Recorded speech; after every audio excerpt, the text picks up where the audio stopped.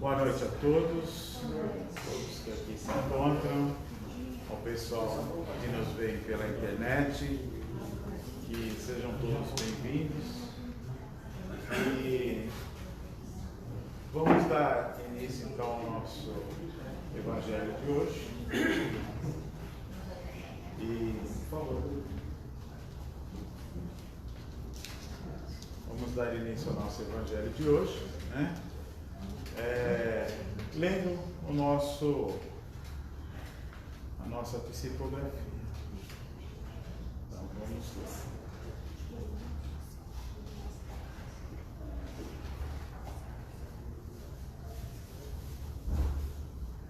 Ouvir e refletir o Evangelho. Amados irmãos deste núcleo de bondade e beneficência, o pão aqui distribuído é o pão espiritual, o mesmo distribuído por Jesus em seu tempo. Repartir o pão é também ofertar um item material de ajuda ao próximo. A caridade material de nada adianta tentar alimentar o espírito quando o corpo está mais faminto que o coração. Jesus multiplicou o pão que achou por último na cesta e ofertou à multidão, ainda ávida pelos costumes. Pois lhe dizemos que cada lição do Evangelho do Cristo é um pão que repleta o corpo e espírito, sacia a mente e coração dos nutrientes divinos. Antes, leite e mel, azeite e incenso eram as oferendas nos altares sacerdotais. Hoje, basta abandonar hábitos infelizes e condicionamentos tristes, escolhos da evolução. Ouvir e refletir o Evangelho é a maior caridade que podemos fazer conosco mesmo. É a reforma íntima na prática do mandamento divino. Jesus é como a luz, alcança todos, mesmo os distraídos ou maus. Porém, não basta enxergar a luz, é preciso ver na claridade a nossa realidade espiritual. Reformar o que não é bom permanece entulhado em nosso eu. Exijamos de nós, do próximo, apenas amá-los. Não há como exigir o que ainda não existe dentro de si. Ninguém dá o que não tem, e cada um ama a seu modo. E mesmo que esse amor ainda não seja absoluto, é necessário ir preenchendo o coração pouco a pouco, gota a gota, até que tenhamos o amor suficiente para amar o próximo como a nós mesmos. Essa mensagem foi recebida aqui na nossa casa no dia 26/4 deste ano ainda. Muito bem. Então vamos à nossa prece, já envolvendo o nosso irmão Antônio, que vem pela USE. Vamos envolvê-lo com os nossos melhores sentimentos, para que ele possa transmitir tudo aquilo que precisamos ouvir. Mestre Jesus, mais uma vez, Senhor, nos encontramos diante de Ti, nesta casa bendita, para aprendermos um pouco mais do Seu Evangelho. Que as Tuas bênçãos, Senhor Jesus, possa estar presente, nos envolvendo, nos trazendo, Senhor, o ensinamento necessário. Que o nosso irmão Antônio possa transmitir as melhores palavras para que possamos, Senhor, estar unidos em um só coração. Que assim seja, com a graça de Deus. Muito boa noite. Como já foi comentado, eu sou Antônio e essa noite eu estou aqui pela USE para poder trazer e comentar um pouco sobre o tema do mês. Que a USE a gente sabe que não é uma casa espírita, ela é a união de todas as casas, né? E todos os meses a USE tem um tema proposto para nós podermos trazer, para conversar com vocês. E eu sempre inicio esse nosso bate-papo sempre com um sentimento de gratidão, com muito agradecimento por essa oportunidade bendita de poder estar aqui junto a todos vocês e a vocês aí da internet, sempre com muita gratidão por todos os trabalhadores da casa que tanto atuam, tanto trabalham para que tudo possa ser feito, tudo possa ser realizado. E a gente sempre, quando já adentra a casa, a gente já sente esse envolvimento, essa vibração, que nós já estamos sendo tratados, cuidados. Então isso é muito bom, muito importante. Dito isto, a gente inicia esse nosso bate-papo com o tema da USE do mês, que é o advento do Espírito da Verdade. O advento do Espírito da Verdade. Então, assim, curioso que sou, fui buscar o significado da palavra advento, não é? Então, assim, advento quer dizer a chegada, né?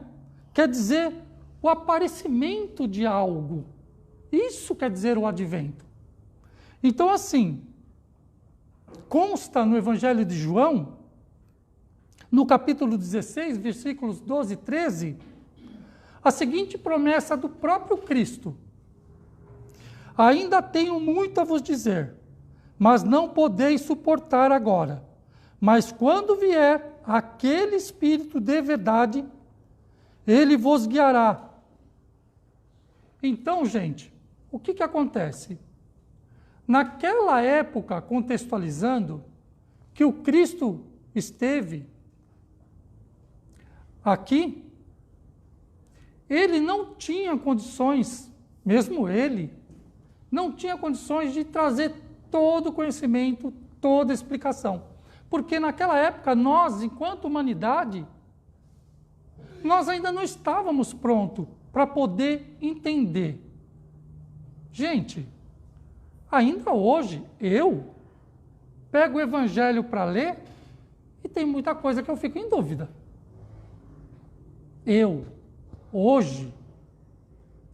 Agora, vamos imaginar, naquela época, a humanidade, né? Então, assim, é claro que isso eu estou falando porque eu tenho certeza que essas dúvidas também são de todos nós. Ou não? A gente pega o Evangelho, lê e fala, já entendi tudo. É assim, não? É ou não? Não, não é verdade? Então, assim, no Evangelho segundo o Espiritismo, no capítulo 6, traz lá o Cristo Consolador. Então, no item 3, o próprio Cristo nos traz uma condição. Se me amais, ele diz, guardai os meus mandamentos, e eu rogarei a meu Pai que no momento certo envie um outro Consolador. Então, assim, isso deixa bem claro para nós que lemos o Evangelho que a humanidade naquela época realmente não estava preparado. Não estava preparado para entender todos os ensinamentos do Cristo. Então, assim, Jesus promete o outro Consolador. Ele promete a vinda do Espírito de verdade.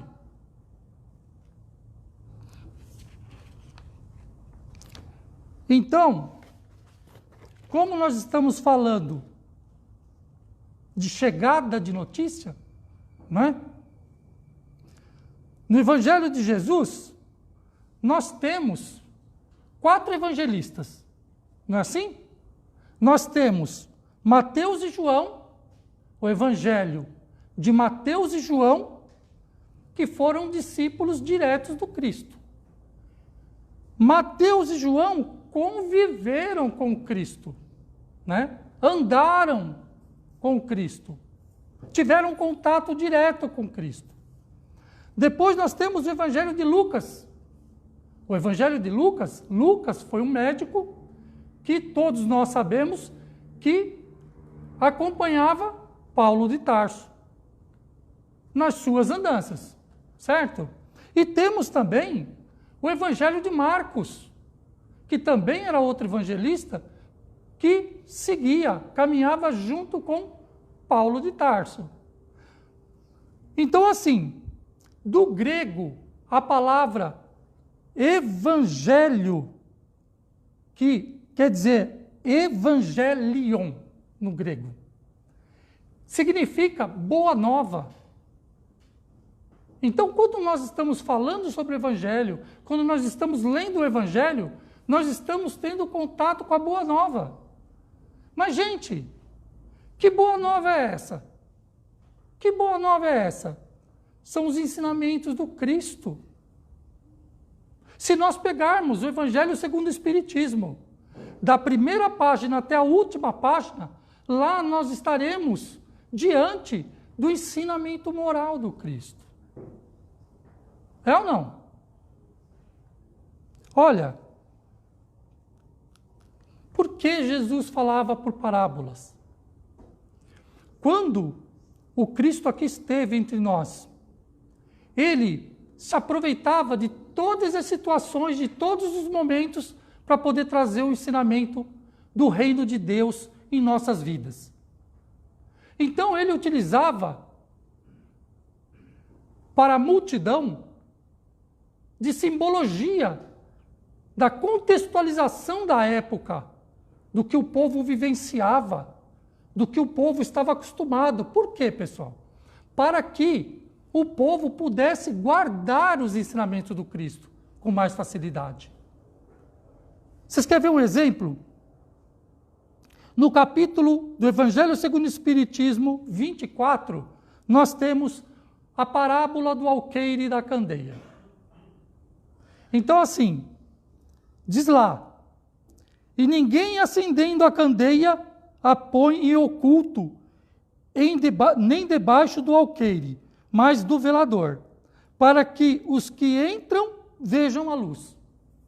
Vamos lá, então.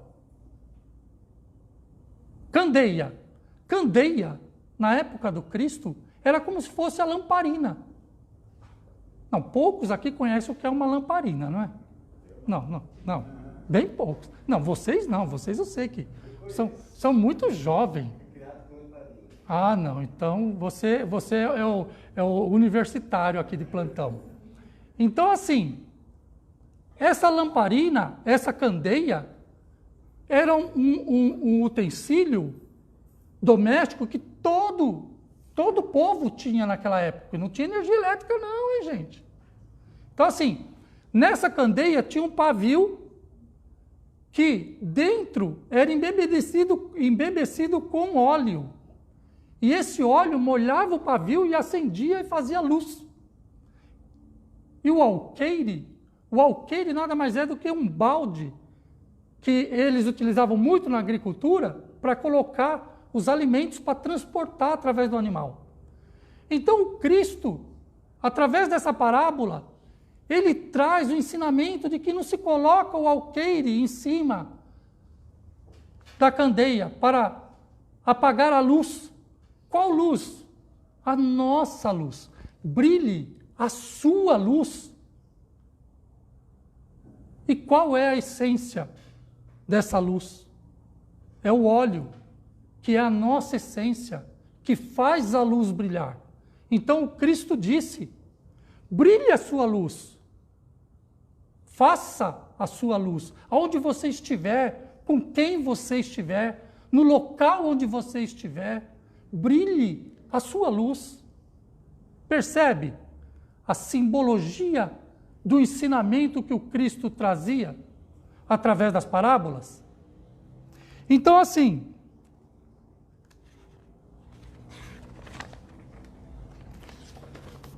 apesar de tudo isso, o próprio Cristo disse que muita coisa ficou por ensinar, mas ele prometeu: chegará o tempo que eu vou pedir para meu Pai enviar outro Consolador. Não foi isso que nós falamos ainda há pouco? Então, em 1820 e alguma coisa, não é isso? Chega o Espiritismo. Chega Kardec.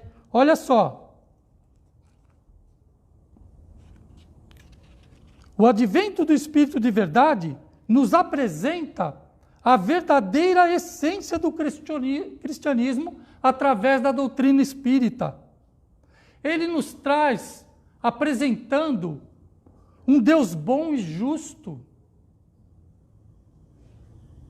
que auxilia sempre. Nós vamos ver daqui a pouco algumas mensagens do Espírito da Verdade que a gente vai conseguir entender direitinho isso aí.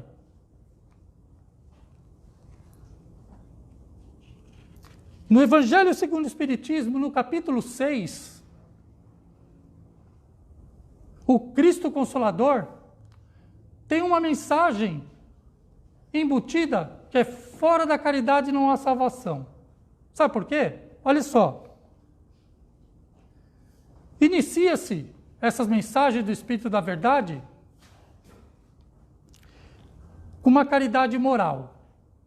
Diz assim: espíritas, amai-vos. Este é o primeiro ensinamento. E o segundo: espíritas, instruí-vos. Este é o segundo. Porque a educação, olha só, a educação, ela nos dá a condição de entender o ensinamento e desse ensinamento tirar a nossa razão, o que é coerente. Profundo, não é? Eu achei. Seguindo, ele diz lá, a caridade material, no item 6, venho ensinar e consolar os pobres deserdados. Em verdade vos digo, os que carregam seus fardos e assistem os seus irmãos são meus bem-amados. Não é a caridade material? Não é, gente? A caridade material? Aí ele completa: e assistem os seus irmãos, os que carregam seus fardos. Qual fardo? O meu fardo, a minha vida, as minhas dificuldades. Mas mesmo assim, eu estou preocupado no bem-estar do meu irmão. Não é caridade material? Eu acho. Aí ele continua no item 7. Eu sou o grande médico das almas. Vinde, pois, a mim, todos vós que sofreis e estáis carregados, e sereis aliviados e consolados. Gente, é a típica mensagem do próprio Cristo. Todos vós que sofreis e estáis carregados. Eu sei que são poucas as pessoas hoje em dia, né? Nessa situação. Está todo mundo bem, não é? Só que não. Eu gostaria de repetir aqui. Vinde, pois, a mim, e sereis aliviados e consolados. Gente, quem diz isso? O Cristo diz isso. Né? No capítulo 15 do Evangelho segundo o Espiritismo, fora da caridade não há salvação, ele diz: tive fome e me destes de comer, tive sede e me destes de beber, careci de teto e me hospedastes, Estive nu e me vestistes. Achei-me doente e me visitastes. Estive preso e me foste ver. Não é novamente a caridade? Não é novamente a caridade? Porque, gente, nós precisamos estar sempre atentos para a caridade. Porque próprio Kardec disse, fora da caridade não há salvação, não é? Não é isso que a gente aprende? Só que assim, geralmente, essas situações são muito sutis. Você quer ver uma coisa? Certa feita eu estava conversando com uma pessoa maravilhosa, uma pessoa que eu tenho assim um respeito, uma admiração muito grande por ela. Ela disse, Antônio, deixa eu te falar uma coisa. A semana passada aconteceu uma coisa que me cortou meu coração. Eu estava lá parando, acertando o jardim da minha casa, apareceu uma pessoa do nada me pedindo ajuda.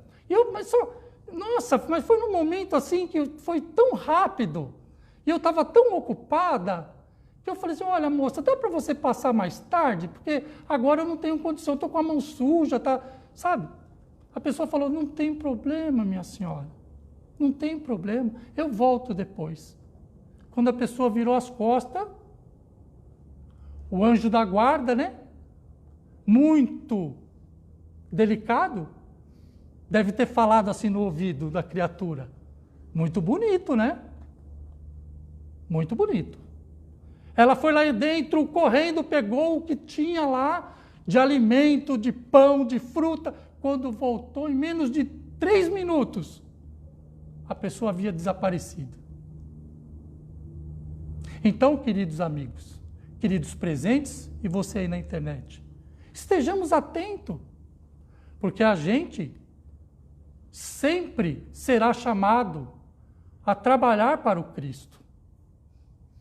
Pensa que é só aqui? Durante esses momentos que nós estamos aqui, sendo tratados, em volta de pessoas maravilhosas? É na fila do banco, não é? É no shopping? Pode ser, não pode? No trabalho? Com aquela pessoa um pouco mais difícil? Na família? Ou não? Não? Vamos refletir um pouco sobre isso. Então, assim, estejamos prontos e atentos. No item 8, o Espírito da Verdade nos diz: Deus consola os humildes e dá força aos aflitos. Deus consola os humildes e dá força aos aflitos. Aí ele arremata. Que a suplicam. Porque assim, é interessante esse fechamento. Porque nós precisamos querer. Nós precisamos buscar. Não é? Porque quando eu estou com aquele perrengue, quando eu estou atravessando aquela situação mais difícil, eu, comigo mesmo, eu falo, Senhor, me ajude. Eu já fiz tudo que eu podia. Eu já tentei de tudo. Agora é com você. É assim não? Ou não? É assim? É assim. Então a gente precisa querer. A gente precisa buscar. Né? É o poder da prece, né? Quando a gente faz aquela prece sentida, não é? Do coração, a gente é consolado, não é? Nossa, eu estava tão doído, eu estava tão pesado, fiz uma prece, parece que aliviou, parece que tudo ficou mais tranquilo, mais fácil, mais sereno, não é? Então, assim, no Evangelho ainda continua: venho como outrora entre os filhos desgarrados de Israel, trazer a verdade e dissipar as trevas. Está tudo no Evangelho, gente. Que verdade que era essa? Qual é essa verdade? É a lei de Deus que o Cristo veio ensinar. É aquilo que a gente fala no Pai Nosso. A gente não fala, venha a nós o vosso reino? Não é isso? Então, assim, na Revista Espírita, em dezembro de 1864, vocês viram que eu não errei de muito, hein? Eu falei 1800 e pouco, não foi?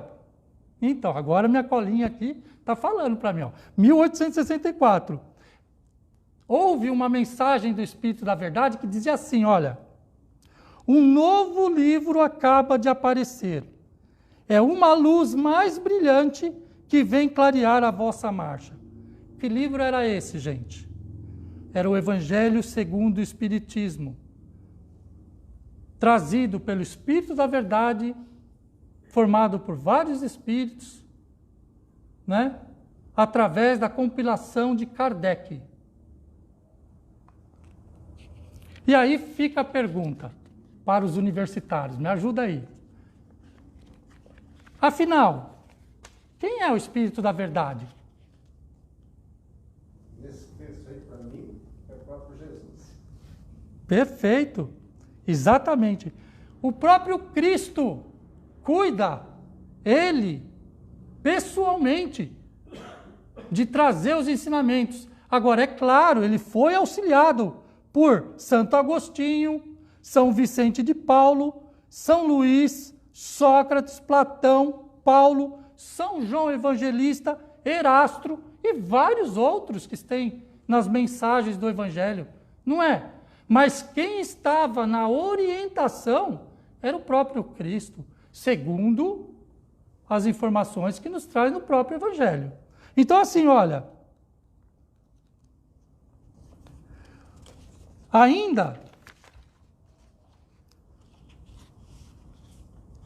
no Livro dos Médiuns, no capítulo 31, em Dissertações Espíritas, no item 9, Allan Kardec, ele mesmo fala sobre duas mensagens que é do próprio Cristo.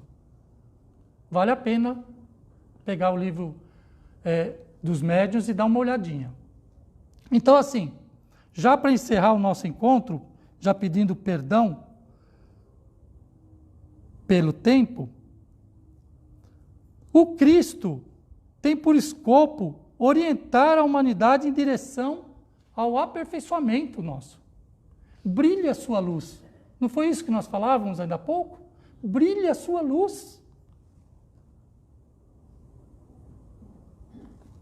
Então, assim, onde você estiver, no momento que você estiver, no local e com quem você estiver, não esconda a sua luz.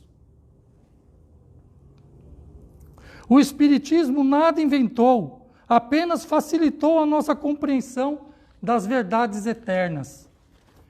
Então, assim, queridos amigos, para encerrar esse nosso encontro, do fundo do meu coração, eu agradeço imensamente a oportunidade bendita que me é dada neste momento de poder estar aqui, nessa casa de luz, diante de pessoas tão bacanas, que a gente sente a vibração, né? É interessante isso, né? Que Deus abençoe a todos vocês sempre. Obrigado.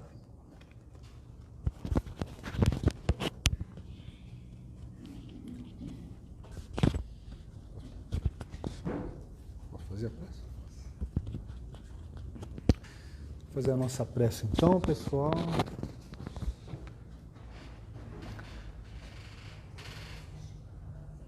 Mestre Jesus, amigos espirituais, nós agradecemos pela sua presença hoje aqui conosco e pedimos, Senhor, que nós possamos praticar o seu Evangelho em nossa vida para assim nos tornarmos pessoas melhores.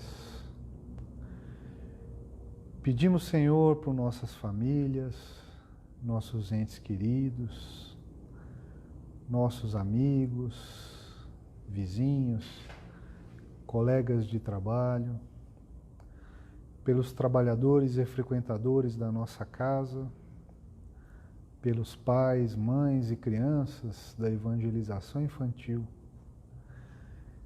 E pedimos, Senhor, que a espiritualidade superior inspire a mente dos governantes do Brasil para que estes possam tomar as melhores decisões a favor do povo brasileiro.